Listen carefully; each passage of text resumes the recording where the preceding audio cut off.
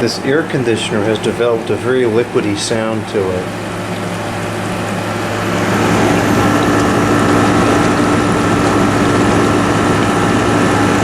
Started doing it a couple days ago. It kind of sounded like a drop of water every now and again, and now today it's got increasingly worse.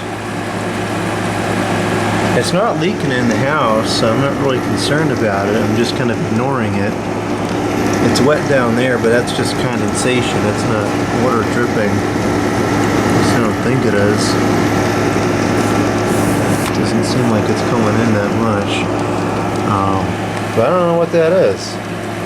It's still dripping outside, so it's not the base pan being full.